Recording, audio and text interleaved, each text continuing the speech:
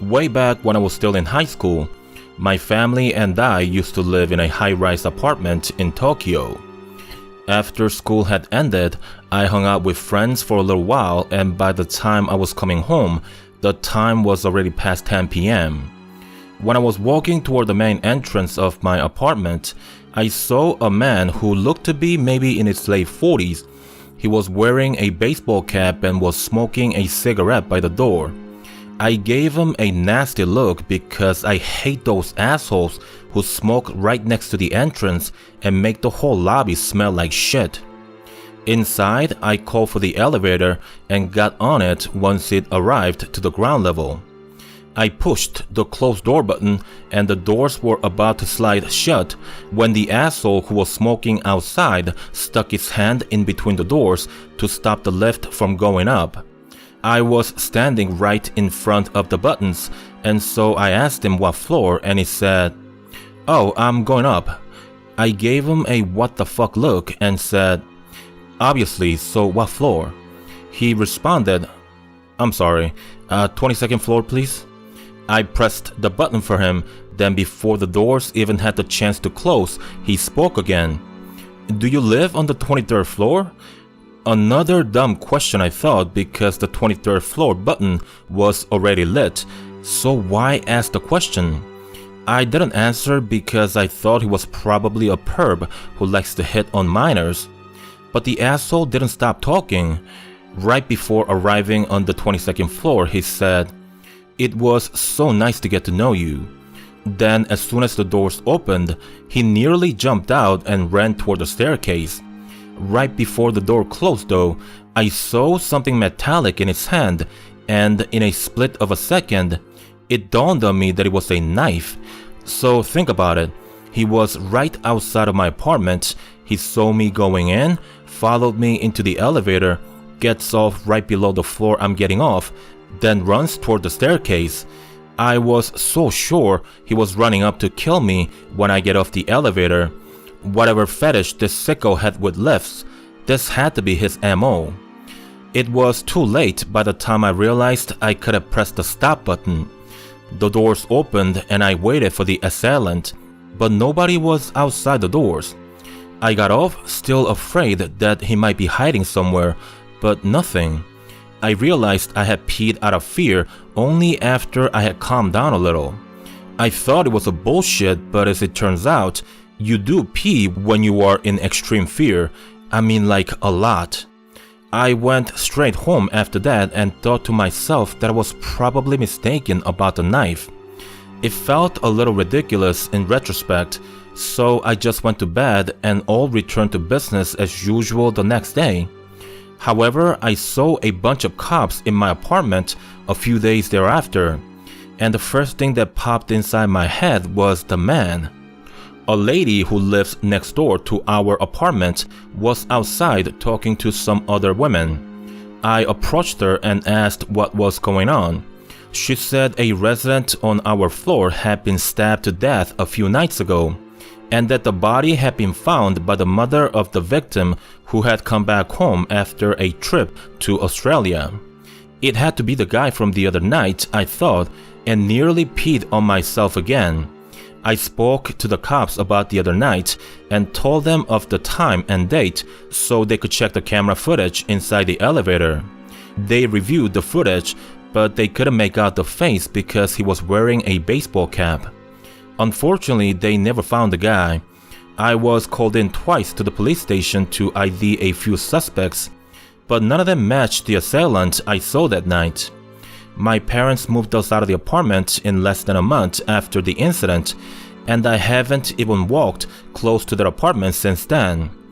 Till this day, I don't know why he let me live, but killed that poor woman on our floor. The police didn't think he had any personal relation to the woman, and so technically he could have easily killed me instead. Believe me, I'm not complaining that he didn't choose me. But it's something that still puzzles me till this day, even at the age of 50.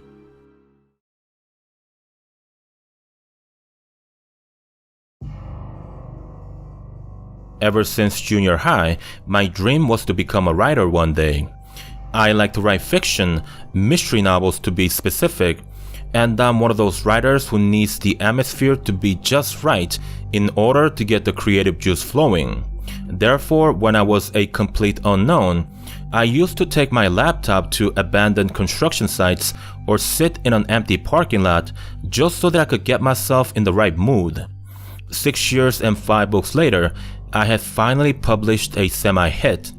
The 5th mystery novel I had written had sold 12,000 copies, and my name was finally out there, although admittedly I was no household name.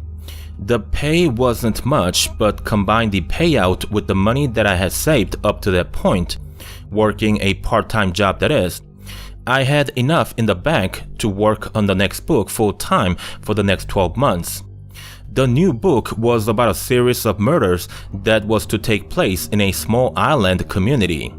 As per usual, I needed the right setting, and so I rented the cheapest house that was available in the Amiendo Island. This was like 17 years ago, and so the island was a lot emptier than it is today. It was really the perfect place to write my new book. The rent for the house was dirt cheap, $80 a month, can you believe that? It was a great deal even for the time. So anyway, things were great as far as the progress with the book was concerned. 2 weeks in, and I had already written 3 chapters into the 12 I had originally planned. The loneliness of the island, the quiet and the spookiness you feel every night before going to bed were great sources of inspiration. There was this one thing though. No less than a week after I had moved into the house, I began to have shortness of breath while sleeping and would often wake up in the middle of the night. I wanted to go see the doctor, but budget-wise, I really had to be careful with how I spend my money. So to save money for the ferry ride back and forth, and of course the doctor, I told myself I would just tough it out until I was done with the book. About a month of staying in the house, I began to get sick. I woke up multiple times every night and sometimes even vomit. The old man who lived right below my house, and by the way, I say right below because my house was built on higher elevation. But anyway, the old man told me I should move to another house because the energy given off by some land just don't align well with certain individuals. I asked him if it could be a little more specific, to which he responded, "You know what, forget moving. I think you should go back to the mainland for safe measure."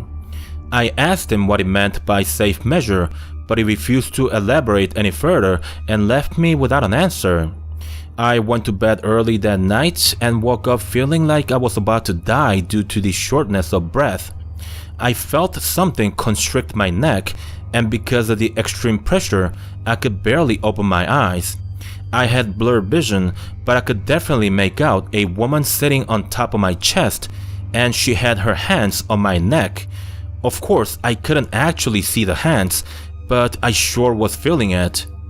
With the last ounce of air remaining in my lungs, I put my right hand in my pocket and pulled out the lighter with the plan to light the woman's hair on fire. I pressed on the button, click went the electric igniter, but I could see no flame. The next try, and this is my last chance because I know I'm about to pass out. Click goes the lighter, a small flame shoots out, and the woman almost zooms away from me. She moved too fast to say that she was a human being. I struggled to get up and was scared shitless. Then the flame went out because I was fumbling about so much. I quickly lit the lighter again, and this time the woman was right in my face, only to zoom away again in an instant when she saw the fire. I squeezed the button hard to not let the fire go out this time. The woman stayed in the corner and she just looked at me with her hateful eyes as I backed away toward the door.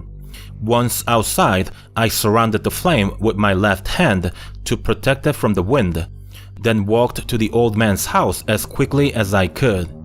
I called for the old man, he came out, I told him about the woman in my room, and he let me stay the night. The next day, he finally fessed up about the secret of the house. He told me that a young couple used to live in the house I was renting. One day, the husband had gone out fishing and the wife was at home alone. When the husband returned, he found her dead inside the bedroom, naked and violated. The autopsy revealed that she was strangled to death and that she had been violated after she stopped breathing. Whatever sick bastard did that to her, he had a thing for dead bodies, and the only consolation was that she at least didn't feel anything afterward.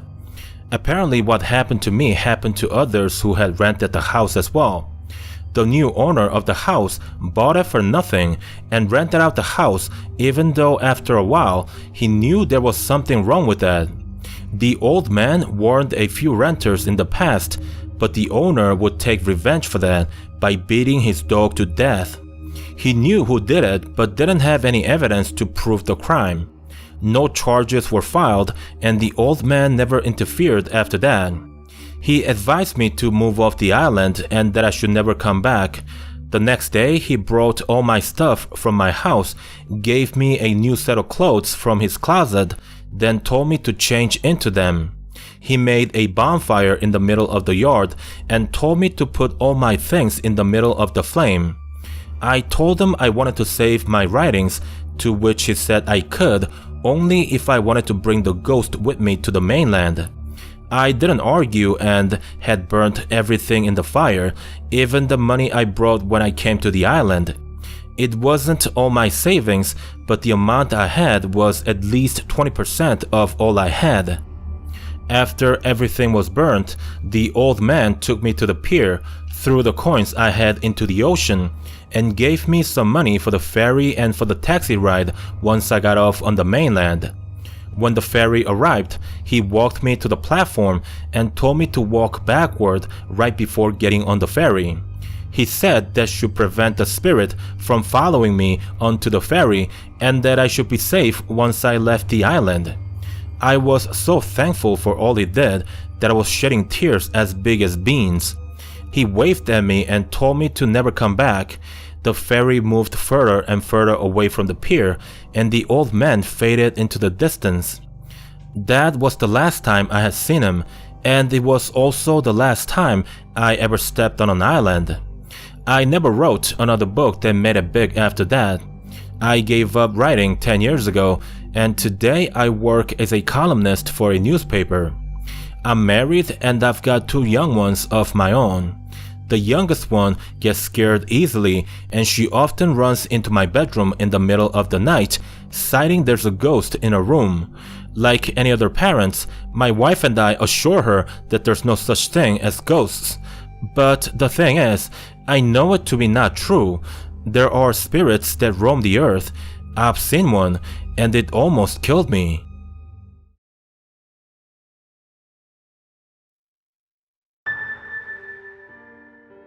My best friend, Kyungsik's mother, died in a car accident when he was only 16 years old.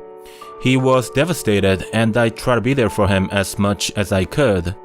I attended the funeral and then went to his house so he wouldn't have to be alone. His father was at a restaurant drinking with relatives and friends, so Kyungsik returned to an empty house. Once inside, I suggested that he should eat something. I told him that I would make some ramen, but he refused to eat. He told me that he wanted to get some rest, and so I told him that I'd be in the living room if he needed me. He went in, I was bored, and so I turned on the TV with the volume set to low. Now, this was 20-some years ago, and so the majority of people were still watching TV via the on-air broadcast. So naturally, when I turned on the TV, the reception was kinda poor, and I had to fiddle around with the antenna to get a better reception. After about a minute of playing with the antenna, I had an acceptable reception, so I sat back on the couch and began watching a boring drama that only grannies watch. I may have been watching it for about a minute or 2 when the reception got worse all of a sudden, or rather it seemed like the TV was picking up 2 channels at once. There was a faint silhouette of a woman layered on top of the drama I was watching, and it was starting to get on my nerves. So I got off my lazy butt and fiddled some more with the antenna. when suddenly the picture became crystal clear. But the only problem being, it wasn't the drama that I was watching that became clear. What I was seeing was the woman's silhouette that had become clear, and she was just sitting there with her head down. At first, I thought it could be some kind of a movie, but then she didn't move at all, and so I was sure that it must be a mistake on the part of the network. I got up and was about to go change the channel, but then the woman began to pull her head up, and when I saw her face, I ran out of the house like I had seen a ghost, because I really had seen one. What I saw on the screen was the face of Kyungsik's mother. She was bleeding from her forehead and was crying in sadness. At the time, I ran out because I was so terrified. But now, at the age of 40, I often wonder if she had a message for Kyungsik, and if perhaps I had blown the only chance she had to communicate with her son for one last time. Till this day, Kyungsik and I are best friends. We talk about everything, and outside of my family, he's the closest person in my life. Even so, I haven't told him about the incident on that day. It won't do any good now, and not to mention the fact that he may get offended by it. The thing is though, I can't help but feel guilty every time I see him. I want to tell him, but I don't think I ever could. It's just something that's been constantly in my mind since that day, and I don't think I'll ever feel comfortable about it. Wherever she is, I really hope she's in a better place.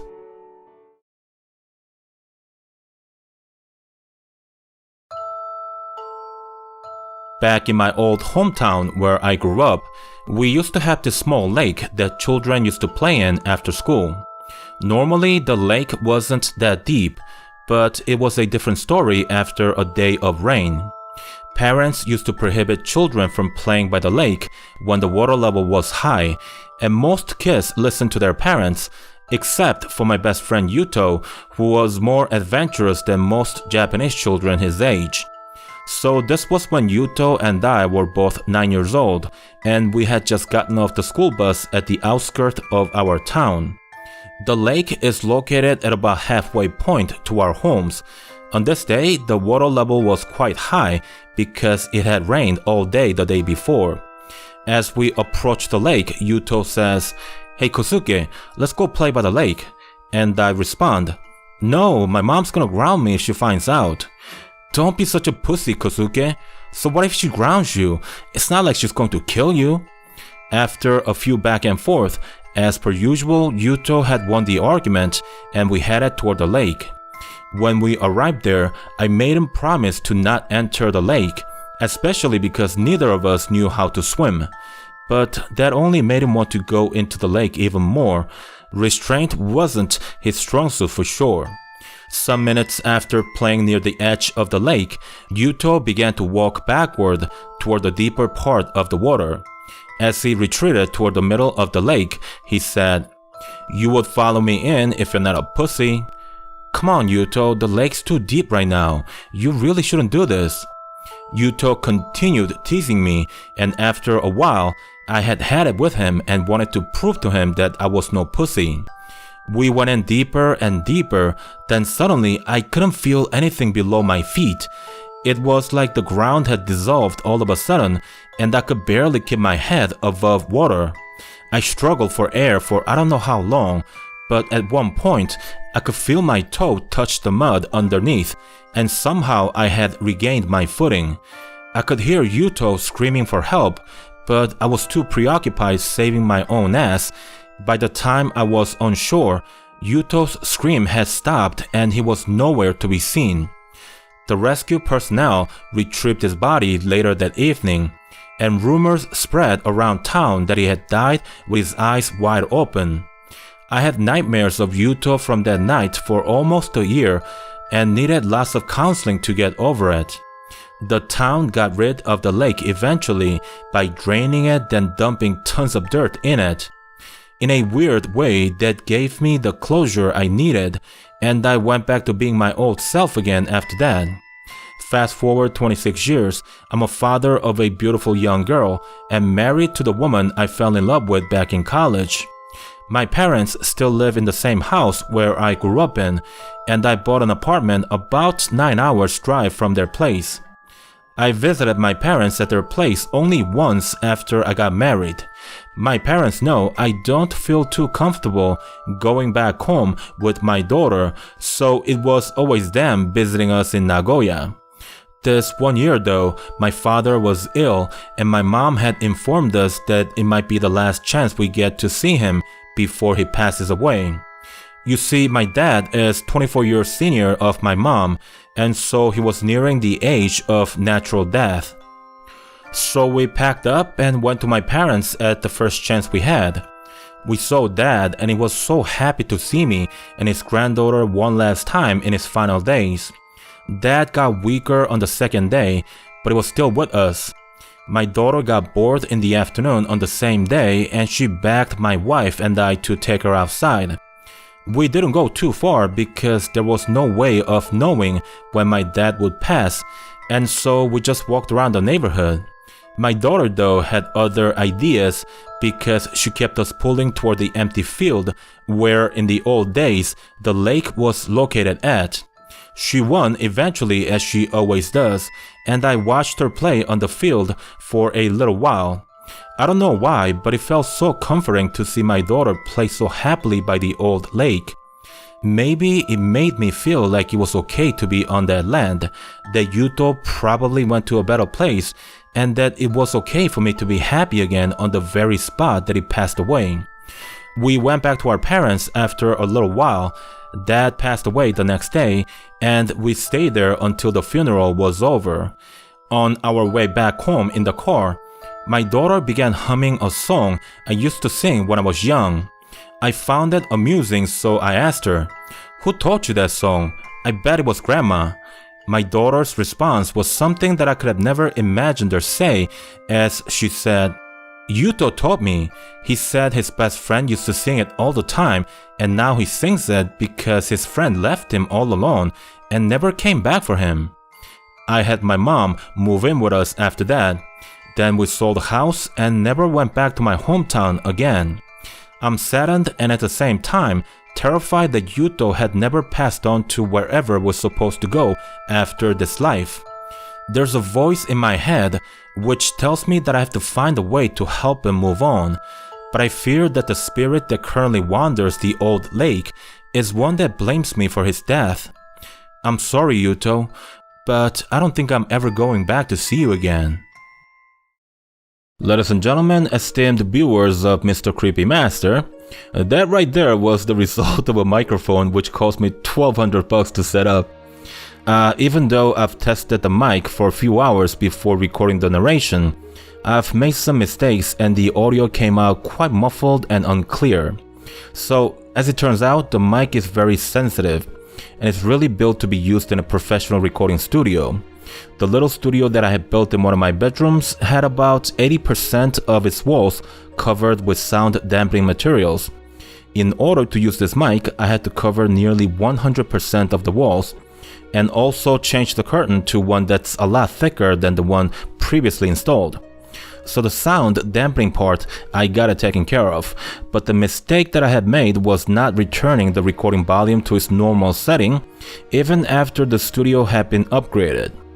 The end result was quite bad because I actually had to work quite a bit to enhance the audio tracks using an audio software. It's definitely not the worst recording I've ever made, but it's certainly not the quality you expect from a microphone that expensive. But it was my mistake, I just want to make that clear. I think I also spoke too fast. In fact, I did speak too fast because I went through 4,000 words in about 22 minutes, and that's kind of fast. It's gonna take a few tries, but as I get to test new ways of recording and also learn to use the mic in the best way possible, eventually it'll sound just right. The distance that it should be spoken to, the perfect pop filter, and of course the way I should speak to it, I'll get all those things down after a few tries. Just bear with me until I find that perfect setting. We'll get there in good time. Finally, before I let you go, I need to tell you about some changes I've made to comments. You all know that I reply to most of your comments and it's been that way ever since I started this channel. I don't do that out of responsibility, but rather because I enjoy talking to you guys. However, now that I've got a large library of videos, the comments are becoming tougher to reply because it just takes too much time to answer every single one of them. So much so that I was spending almost as much time replying to comments in comparison to the time that I spent to make the videos. I'm sure you guys enjoy my videos more than my replies, so some changes had to be made. I'll still be replying to comments because it's something that I genuinely enjoy, but note that going forward, for the most part, I'll be replying to comments on the new videos only. I do read all of them and I do answer certain questions on the old videos, but nowadays I've been skipping on replying and just reading the comments when it comes to the comments in the old videos. So if it's a message, then you can comment on any video you like and you can be sure that I'll read it. But if you've got a question, then try to ask it on the newest video and 99% of the times you'll get an answer. This is not me getting cocky because my channel is getting bigger. Trust me, when it comes to YouTube, the rise takes a long time, but the plunge happens in an instant. It's really dumb to get your head big no matter what the subscriber count. This is a measure that I had to make in order to be able to publish more videos for you guys. I've got a very understanding and intellectual group of subscribers. I'm sure I don't have to elaborate any further. I had a story that I wanted to tell you guys, but I don't want to drag out this outro any longer, so I'll save that story for the next video. Thank you guys for listening, stay warm, I'll talk to you in the next video.